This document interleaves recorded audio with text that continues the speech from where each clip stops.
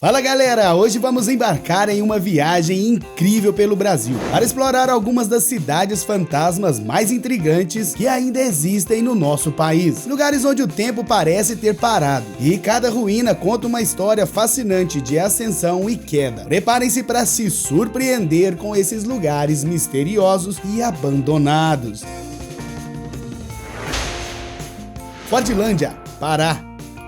O projeto Fordlândia surgiu quando o empresário Henry Ford, por meio de sua empresa Ford Industrial do Brasil, adquiriu uma extensa área de terras às margens do rio Tapajós. A audaciosa infraestrutura foi um sonho de Ford, que visava estabelecer um cultivo racional de seringueiras na Amazônia, transformando-a na principal produtora mundial de borracha natural. Uma estrutura sem precedentes na região começou a tomar forma, dando origem à futura cidade modelo. Hospitais, escolas, residências no estilo americano, mercearias e portos próximos à praia foram erguidos para acomodar as famílias de todos os funcionários envolvidos no projeto. Muitos trabalhadores braçais migraram do sertão nordestino em busca de oportunidades, encontrando no projeto de Ford uma nova perspectiva diante da seca. Em apenas 5 anos, o projeto alcançou proporções incomuns para a época na região. Campos de atletismo, lojas, edifícios de lazer, um clube de sinuca e um cinema. Entre 1938 e 1940,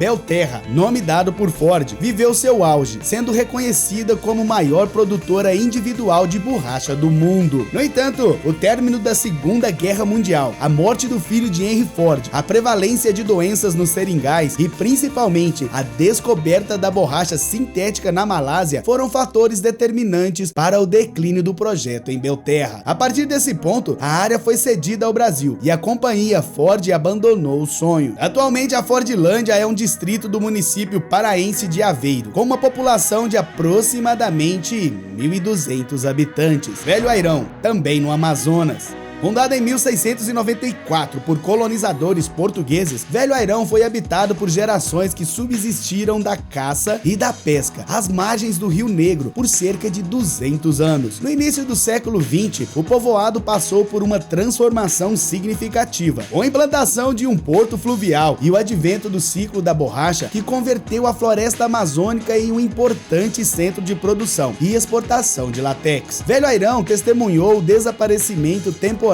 da pobreza, atraindo novamente o interesse europeu. O apogeu do Velho Airão ocorreu na década de 1910, quando elegantes e imponentes residências foram erguidas na cidade, utilizando materiais importados de Portugal. Contudo, esse período de prosperidade foi efêmero e, com o seu declínio, muitos habitantes abandonaram suas moradias. O término da Primeira Guerra Mundial marcou o declínio econômico de Velho Airão, pois os mercados europeus, incluindo os ingleses, cessaram a compra de látex extraído da Amazônia. Dado que Velho Airão era um importante centro de distribuição do produto, a comunidade sofreu um golpe devastador, levantando a sua falência. Sem meios de subsistência, os residentes migraram para municípios vizinhos, em busca de emprego e melhores condições de vida, deixando para trás as suntuosas construções que gradualmente se tornaram ruínas, sendo engolidas pela vegetação da floresta. A partir de 1985, Velho Airão foi utilizado pela Marinha como local de treinamento, permanecendo assim até 2005, quando foi tombado pelo Instituto de Patrimônio Histórico e Artístico Nacional. Nesse mesmo ano, algumas famílias retornaram ao antigo povoado, mas segundo a BBC, atualmente apenas um morador habita a cidade abandonada, o eremita japonês Shigeru Nakayama, que chegou à Amazônia nos anos 70 e subsiste com doações de turistas. São João Marcos, Rio de Janeiro. A história de São João Marcos teve início em 1739. Com a construção de uma capela dedicada ao santo, em torno da modesta igreja surgiu um povoado abençoado pelas condições naturais e ideais para o cultivo de café, cuja produção nos 200 anos seguintes alçaria a cidade a um dos postos mais ricos do Brasil, colônia e imperial. São João Marcos prosperou e floresceu graças ao trabalho árduo dos escravos na produção do chamado ouro verde. O ciclo do café alcançou seu apogeu apogeu por volta de 1850, quando São João Marcos, tanto a área urbana quanto rural, contava com 18 mil habitantes, sendo 8 mil deles escravizados, a maioria pertencente ao maior cafeicultor da região, Comendador Joaquim José de Souza Breves. Em 1939, São João Marcos foi tombada pelo órgão de proteção do patrimônio histórico e artístico da época. Entretanto, no ano seguinte foi retirada da lista de tombamentos por decreto do presidente Getúlio Vargas. A cidade foi então desocupada e demolida, devido ao planejado alagamento de sua área. A inundação necessária para a expansão da capacidade de armazenamento do reservatório de Ribeirão das Lajes visava a construção da usina de Fontes Nova, que permanece em operação até os dias de hoje. A região desocupada onde São João Marcos existia anteriormente foi arrendada a pecuaristas locais, e os vestígios da cidade permanecem adormecidos por décadas. Nos anos 90, a Ponte Bela e as ruínas do Centro Histórico de São João Marcos foram tombadas pelo Instituto Estadual do Patrimônio Cultural. Em 2008, toda essa história começou a ser redescoberta e valorizada com a criação do Parque Arqueológico e Ambiental de São João Marcos, Cocossi,